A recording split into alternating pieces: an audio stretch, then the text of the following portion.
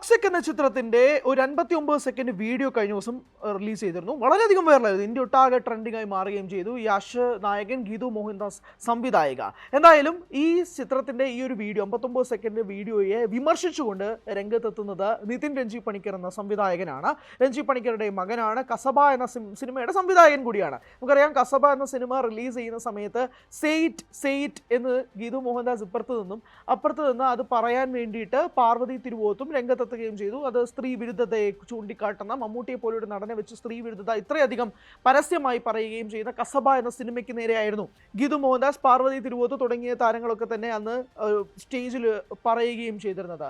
എന്നാൽ ഇതിനെ നിശിതമായി വിമർശിച്ചുകൊണ്ട് നിതിൻ രഞ്ജി പണിക്കറിൻ്റെ ഒരു പോസ്റ്റാണ് കഴിഞ്ഞ ദിവസം ഏറ്റവും കൂടുതൽ ചർച്ചയായി മാറിയത്. അത് മറ്റൊന്നുമല്ല, സ്റ്റേറ്റ് കടന്നു പോകുമ്പോൾ സ്ത്രീ വിരുദ്ധതയുടെ ഡയമെൻഷൻ മാറുന്നുണ്ടോ എന്നുള്ളൊരു ചോദ്യമാണ് നിതിൻ രഞ്ജി പണിക്കർ ഉന്നയിക്കുന്നത്. നമുക്ക് നേരെ നിതിൻ രഞ്ജി പണിക്കരുടെ പോസ്റ്റിലേക്ക് തന്നെ പോകാം. അത് ഇങ്ങനെയാണ്: സ്ത്രീ വിരുദ്ധത തരിമ്പുമില്ലാത്ത, സ്ത്രീ ശരീരത്തെ വസ്തുവൽക്കരിക്കുന്ന, ആൺനോട്ടങ്ങളില്ലാത്ത, കസബയിലെ മഷിയിട്ട് നോക്കിയാലും കാണാൻ പറ്റാത്ത രാഷ്ട്രീയ ശരികളുടെ ദൃശ്യാവിഷ്കാരം.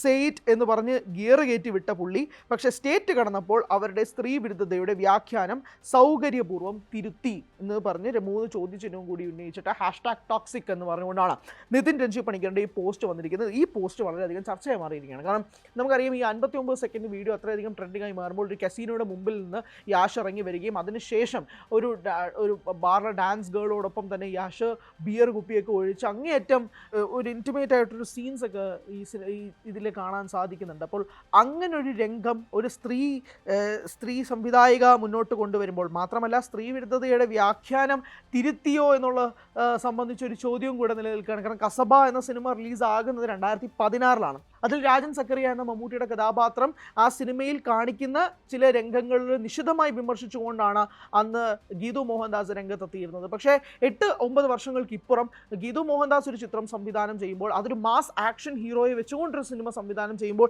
എന്തുകൊണ്ട് ഈ രംഗങ്ങൾ അതിനകത്ത് വെച്ചു എന്നുള്ളൊരു ചോദ്യചിഹ്നമാണ് ഇതിൽ നിതിൻ രഞ്ജി പണിക്കർ ഉന്നയിക്കുന്നത്. മാത്രമല്ല, നിതിനെ അനുകൂലിച്ചുകൊണ്ടും ഒരുപാട് പേര് രംഗത്തെത്തിയിട്ടുണ്ട്. ഇതിനകത്ത് എന്തുകൊണ്ടാണ് ഗീതു മോഹൻദാസ് ഇങ്ങനൊരു സംഭവം തിരഞ്ഞെടുത്തത്? അപ്പോൾ ഒരു ഒരു മാസ് ആക്ഷൻ സിനിമ ചെയ്യണമെങ്കിൽ ഇതൊക്കെ അഭിവാജ്യമായ ഘടകങ്ങളാണോ? അതിൽ നിന്ന് മാറാതെയാണോ ഗീതു മോഹൻദാസ് ഈ ചിത്രമായിട്ട് മുന്നോട്ട് പോകുന്നത് എന്നൊരു ചോദ്യവും കൂടിയുണ്ട്. ഏകദേശം 9 വർഷത്തെ നിതിൻ രഞ്ജി പണിക്കേണ്ട ഒരു പ്രതികാരം എന്നൊക്കെ രീതിയിൽ നമുക്കിത് കാണാൻ സാധിക്കും. പ്രതികാര മനോഭാവത്തോടു കൂടിയല്ല ഇത് ചെയ്തെങ്കിൽ പോലും ഒരു ചോദ്യചിഹ്നം തിരിച്ച് ചോദിക്കപ്പെടുകയാണ്. ഇതിൽ ഗീതുവിൻ്റെ റെസ്പോൺസ് എന്താണെന്നും സംബന്ധിച്ച് ഒരു വ്യക്തതയില്ല. ഗീതു ഇതിന് മറുപടി പറഞ്ഞിട്ടുമില്ല. പക്ഷേ വരും ദിവസങ്ങളിൽ എങ്ങനെയായിരിക്കാം ഇത് ഗീതുവിൻ്റെ ഭാഗത്തു നിന്നുള്ള ഒരു മറുപടി എന്നുള്ളതും കൂടി നോക്കി കാണേണ്ടതുകൊണ്ട് വളരെ സീരിയസ് ആയിട്ടുള്ളൊരു വിഷയവും കൂടിയാണ്. കാരണം സ്ത്രീ ശാക്തീകരണത്തെക്കുറിച്ച് സംസാരിക്കുകയും എന്നാൽ ഒരു സിനിമയിലേക്ക് വരുമ്പോഴേക്കും അത് സ്ത്രീ വിരുദ്ധതയുടെ തലങ്ങളിലേക്ക് മാറ്റുന്നുണ്ടോ എന്നുള്ളൊരു വലിയ ചോദ്യം നിതിൻ രഞ്ജി പണിക്കർ ഉന്നയിക്കപ്പെടുകയും ചെയ്യുന്നുണ്ട്. സമൂഹ മാധ്യമങ്ങളിലും അതനുസരിച്ച് ഗീതുവിന് നേരെ വിമർശനങ്ങളും ഉയരുന്നുണ്ട്. എന്തായാലും 3 വർഷങ്ങൾക്ക് ഇപ്പുറമാണ് യാഷ് എന്ന നടൻ്റെ ഒരു സിനിമയുടെ ഒരു പ്രധാനപ്പെട്ട ഒരു അപ്ഡേറ്റ് പുറത്തു വന്നിരിക്കുന്നത്. അപ്പോൾ അത്